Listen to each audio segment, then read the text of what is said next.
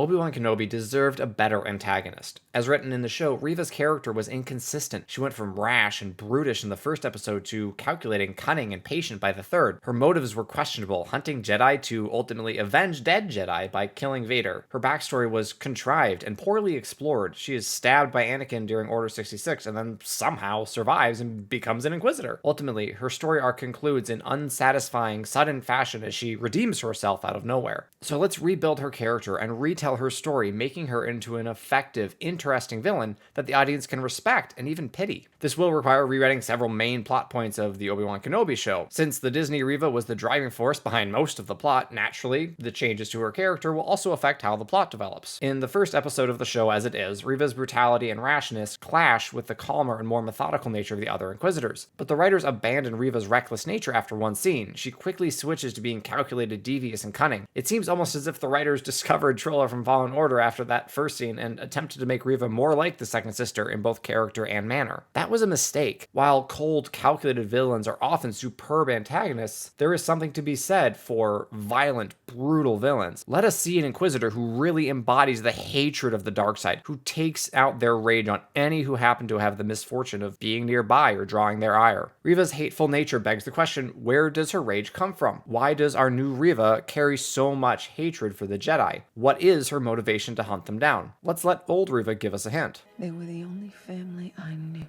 So this tells us that Reva has been raised in the Jedi Temple since before she can remember. The Jedi took her from her family when she was too young to remember her parents or siblings. Raised and trained in the Jedi Temple, she is deployed with her master in the Clone Wars, taking part in the invasion of a CIS-occupied system that is of strategic importance to the Republic, but one on which the Jedi and clones are not especially welcome. The suffering the war inflicts upon the previously neutral inhabitants of the planet affects Padawan Reva, making her doubt the supposedly infallible judgment of the Jedi. When Order 66 strikes, Reva is wounded but survives thanks to a particularly kind-hearted family who shelters her, believing her to be a refugee from the war rather than a Jedi Padawan. And Reva is content to conceal that part of her identity. The family takes her as one of their own, giving her a normal life, at least for a few years. But no good deed goes unpunished, and Reva is eventually discovered by the Empire, ripped away from her adopted family, and they are brutally murdered in front of her for hiding her. Reva blames herself for her selfishness, for hiding her identity and putting this family in danger. She blames the Republic for going to war on this planet at all, and she blames the Jedi for ripping her from her birth family, thinking they know what is best for the whole galaxy, and for being the reason she was hunted and found and her adopted family ripped away and killed in front of her. Her anger and her shame are then taken and shaped and twisted by the Empire, turning her into an Inquisitor. And as an Inquisitor, she doesn't go halfway. She doesn't yell at people like she's a fifth grade bully out for lunch money. She burns down their homes if she thinks they're sheltering a Jedi. She doesn't just chop off hands, she cuts down anyone she suspects is hiding something. Her rage during the torture that turned her into an Inquisitor was directed against any who might sympathize with the Jedi, the people responsible in her eyes for so much of the evil in the galaxy. Her brutal and rash behavior leads to clashes with other Inquisitors or Imperial officers as they protest her slash and burn methods, as they are seeking to keep the general populace more content, but she ultimately gets results hunting Jedi to remain in the Emperor's favor, or at least out of his wrath. Here's where we tie into the show, or actually my rewrite of the show. In my video rewriting Nari, the random Jedi who tries to get help and advice from Obi-Wan, the Inquisitors, or probably just Reva in this revision, slaughter the owner and the patrons of the saloon as punishment for harboring Nari. Reva then kills Nari as he seeks out the Inquisitors, allowing us to actually see Reva in a lightsaber duel against an opponent of similar skill, something we never saw in the show. We'd get to see her fighting style, which should mirror her mindset, fast, hard-hitting, relentlessly offensive. We see Reva relish in the fight in killing a Jedi, a representative of the organization that ruined her life before it even began. Now Nari's death actually serves as motivation for Obi-Wan. He may witness the Jedi's death, or he may just see the brutal aftermath, not the squeaky clean death Nari apparently got. But either way, it's an eye-opening experience for Obi-Wan. He realizes that A, there are still Jedi survivors out there in need of help and guidance, and B, there are Force users actively hunting those Jedi, leaving scores of bodies in their wake. Obi-Wan concludes that he cannot confine himself to Tatooine waiting to train Luke, while there are others like Nari, less than fully trained Jedi, who are in danger from the Inquisitors. So he sets out to hunt down Reva. The next few episodes would then get to explore Obi-Wan's discovery of how the galaxy has changed since the Clone Wars, how the Empire has bent system after system to its will, how the Inquisitors and their soldiers are a deadly scourge on the local populaces, and how the loss of the Jedi truly has made the galaxy galaxy worse. It would also let us see Reva in action, something the show largely denied us, hunting other Jedi, causing a trail of death and destruction for Obi-Wan to follow. These episodes are when we come to learn Reva's backstory and understand her motivation, realizing the pain she has suffered and how it has been twisted by the Empire, turning her into a deadly weapon for them to wield. These episodes should accomplish two main things. One, giving Obi-Wan some actual character development. In the show as we have it, Obi-Wan's brokenness, his separation from the Force makes no sense considering his purpose on Tatooine, preparing to train Luke and training himself to commune with Qui-Gon, as told by Yoda at the end of Revenge of the Sith. Obi-Wan's character development in the show was a reset caused by an inexplicable downfall that we weren't shown or told about. It had already happened and we were just supposed to accept it. Well, I don't accept it. Obi-Wan can struggle with his confidence in the good of the Jedi Order, sure, but let the events that take place in the new show as he follows Reva's trail through ashes and corpses show him how the galaxy needs the Jedi. Let him realize that he has a responsibility beyond just Luke, at least right now, and he should use his talents and abilities to do what good he can while Luke grows up. Number 2, provide an actual story arc for Reva. Let us truly get to know her as a character and watch as she takes a path toward either redemption or destruction at Obi-Wan's hand. I'm not sure which way I'd want to go with this, so I'll provide both options and you can let me know which arc sounds better or more satisfying. Option 1,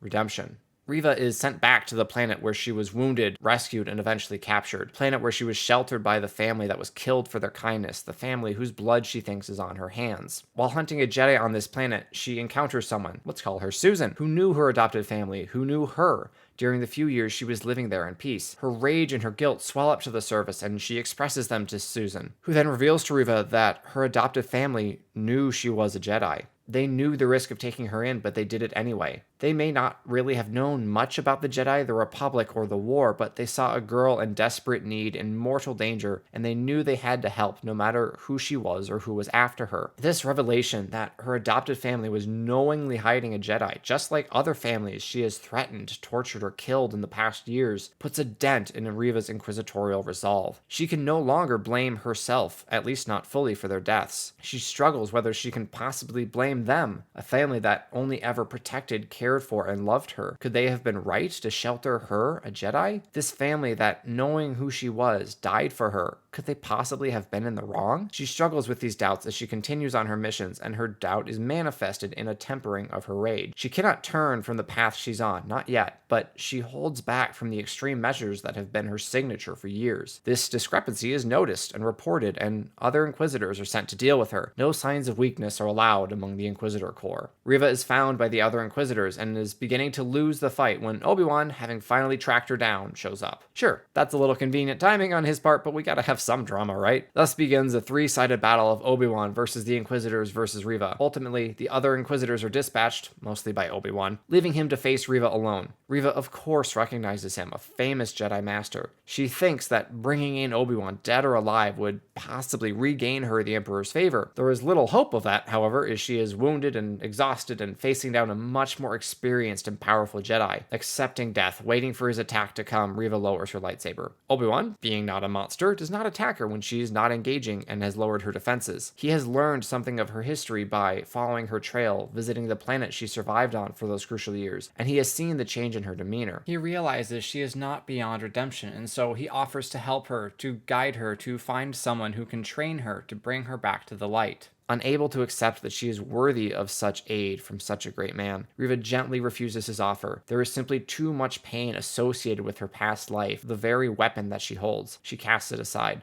See, I'm not changing everything from the show. Reva will seek to regain the life she had during those peaceful years. Should she get to live in peace, considering all the horrible things she's done? In a just world, no, but that's not the world they live in. Obi-Wan has no option, short of cold-blooded murder, of making her pay for her atrocities. So, like in the actual show, Reva now needs to find her own way. But I think her path to that discovery has been more gradual and believable. Honestly, even writing all that out, the arc still feels a bit rushed. Goodness knows, I'm no expert at this. Let me know what you think and what you would change to Option 1, Redemption. Option 2, Destruction. This will be much more to the point. Basically, Reva continues on her destructive adventures across the galaxy, followed by Obi-Wan. He finally catches up to her, and probably another Inquisitor or 3, as they are hunting a Jedi and terrorizing a local populace. Naturally, Obi-Wan intervenes. And this is where you use your "hello there, Disney," and gets to demonstrate just how incredible of a Jedi he really is in an outnumbered lightsaber battle. After dispatching the other Inquisitors, he turns his attention to Reva, a person whose history he has come to learn through following her and visiting her adopted homeworld. However, Option 2 Reva